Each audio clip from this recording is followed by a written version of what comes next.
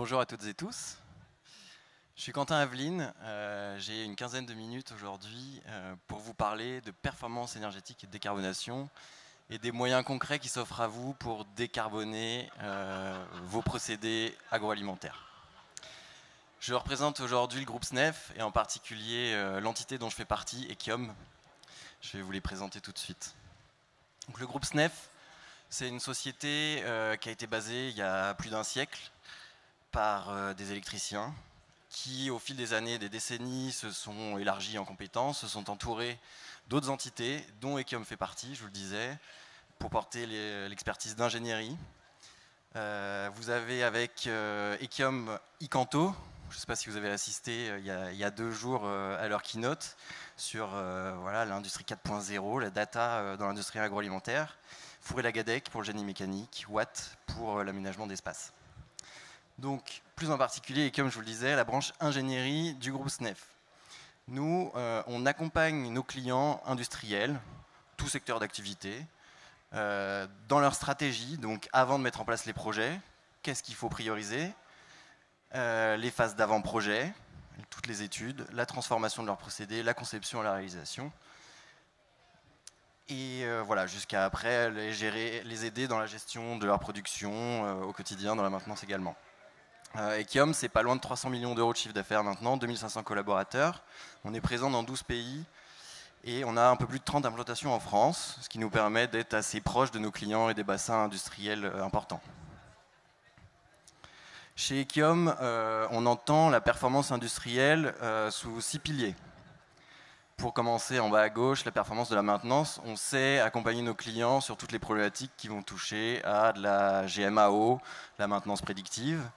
La performance des organisations également, donc là c'est tout ce qui va être stratégie, management humain, performance de la production, donc la productivité, tout ce qui va toucher à du TRS, tirer le meilleur de votre équipement industriel.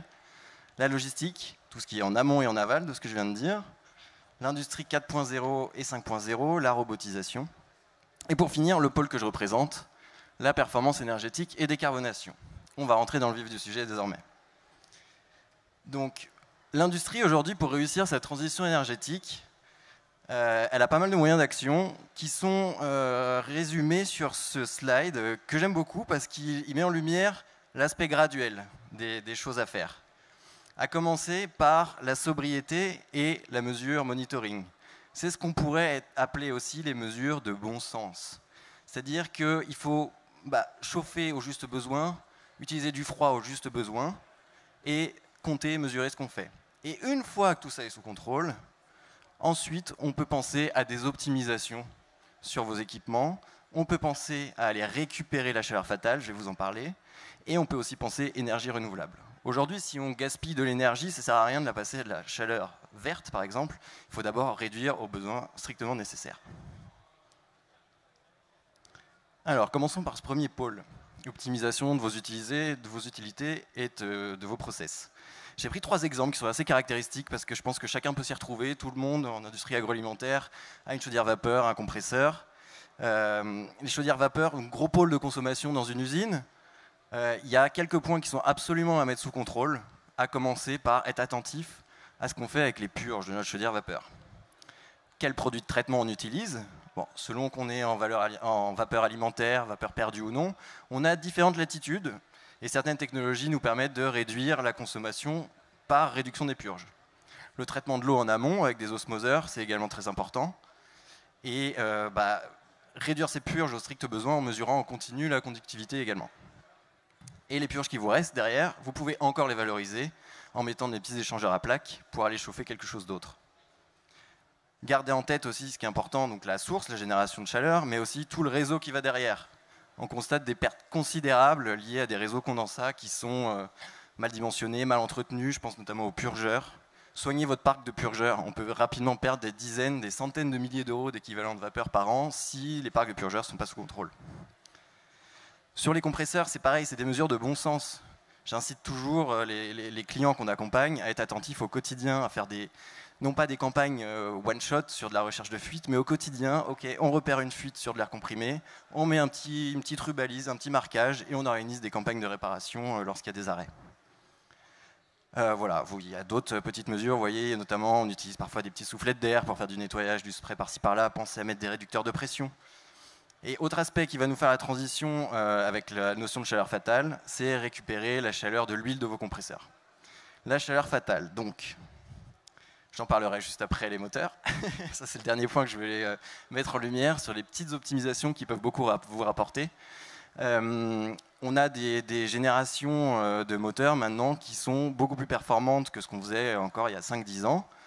Et c'est important d'en avoir conscience. Quel est votre niveau de performance de votre parc moteur? Et sachez que pour tous les moteurs de puissance à partir de 5 kW, on dit, ce sera forcément rentable sous 3 ans de les remplacer, même s'ils ne sont pas fatigués, par des moteurs plus récents, plus performants, et vous y retrouverez sur les consommations énergétiques.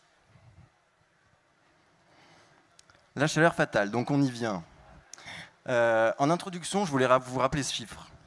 L'ADEME, en 2015, estimait à 110 TWh les pertes par chaleur fatale dans l'industrie française. Pour vous donner un ordre de grandeur, une usine agroalimentaire, elle va consommer de 5 gigawattheures à 50 gigawattheures par an. Donc vous voyez un petit peu tout ce qui serait disponible pour les réinjecter, récupérer cette énergie. Entre 2015 et 2020, l'ADEME a estimé qu'on avait récupéré 15 de ces 110 TWh. Il reste énormément de potentiel, en particulier dans l'industrie agroalimentaire. Quelle forme prend cette chaleur fatale chez vous? En premier lieu, je vous en parlais, des condensats qui sont triés, exclus. On les dévalorise, parfois ils sont chargés, on ne peut pas les remettre dans la chaudière. En revanche, gardez en tête qu'il y a toujours un moyen d'aller récupérer leur chaleur. Tout ce qui va être refroidissement de vos unités sous température, donc stérilisateurs, UHT, tous vos groupes froids, tours aéro-réfrigérantes, et tous vos process de cuisson, de séchage. Tout ça, c'est des sources de chaleur fatale qui vont émettre de la chaleur sous forme liquide, sous forme gazeuse. Mais dans tous les cas, il existe des moyens de les valoriser. Je voulais vous partager ce qu'on a pu faire chez un de nos clients à ce sujet, de la chaleur fatale.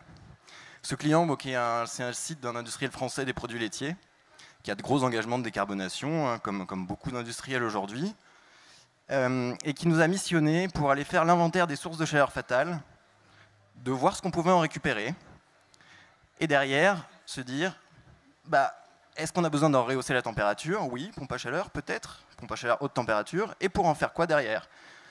Quels équipements parmi leur parc, parmi leurs process, pourraient utiliser de la chaleur à 80-85 degrés pour substituer à la vapeur existante? Donc pour ça, on a utilisé tous les outils de mesurage qui étaient sur place. On a fait pas mal de relevés. On a posé du mesurage complémentaire pour comprendre chacun des équipements. Et derrière, on a été mettre en face les gisements de chaleur en face des utilisateurs potentiels de cette chaleur. À partir de là, on est capable de dimensionner un réseau de tuyauterie. On est capable de dimensionner une pompe à chaleur pour atteindre une source chaude à 80-85 degrés.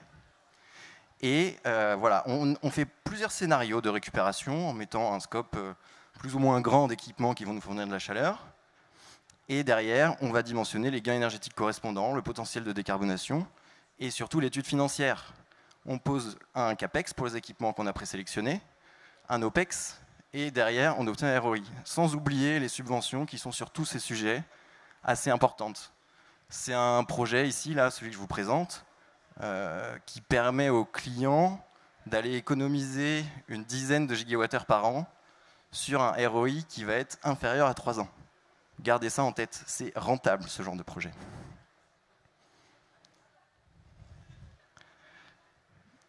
Pour terminer, je voudrais vous parler des énergies renouvelables et en particulier de la substitution de sources fossiles pour faire de la vapeur. Les chaudières décarbonées, donc. Vous avez tous entendu parler de biomasse. La biomasse, à plaquettes, à granulés, c'est un énorme potentiel de décarbonation. La biomasse a longtemps été considérée comme quelque chose d'un peu exclusif pour les gros consommateurs, les grosses plateformes chimiques. Mais aujourd'hui, il existe des solutions aussi pour les plus petites industries, à plus petites échelles, pour l'agroalimentaire, des usines qui ne vont pas tourner le week-end, qui vont avoir des demandes, des appels de vapeur assez variables. Il existe toutes sortes de solutions, en particulier celle que je voulais mentionner aujourd'hui, la technologie de granulés qui vous permet de s'adapter vraiment aux besoins de vapeur et d'avoir une modulation assez proche du gaz. Et ça, c'est un paramètre très important. Il faut aussi mentionner les chaudières électriques. Alors ça, c'est pas la solution à tout, loin de là. Si vous imaginez ne serait-ce qu'une chaudière qui fait 3 MW, imaginez en termes électriques ce que ça engendre, ne serait-ce que la taille des câbles, le transformateur qui va bien avec. Voilà, donc ça, c'est un capex important. C'est pertinent pour les plus petites tailles de chaudières, pour des solutions locales. C'est-à-dire une fois que vous avez réduit votre besoin de vapeur au strict minimum, s'il vous reste un demi-mégawatt à substituer, changer du gaz, bah, ça peut être une solution. Un exemple chez un autre client qui nous a demandé de l'accompagner dans ses études de faisabilité et pour monter des dossiers de subvention auprès de l'ADEME. Donc c'est de la décarbonation de chaudières vapeur également. On a regardé les solutions de biomasse qui s'offraient à eux.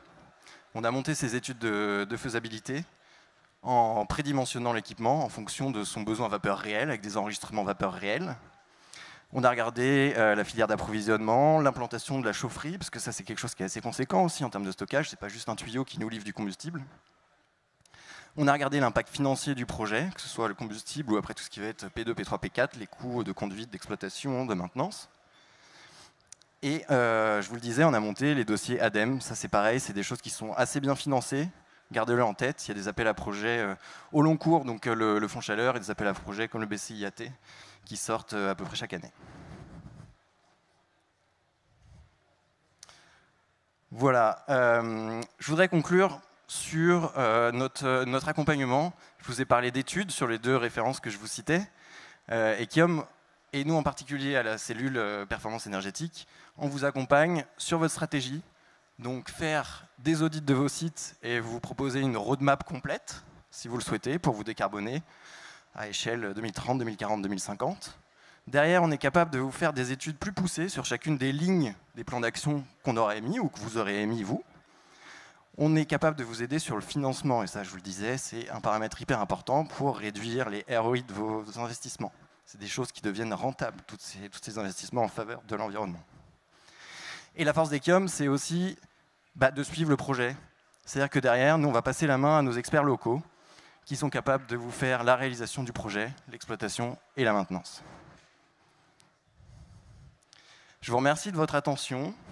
On est disponible au stand 3D7 pour le groupe SNEF.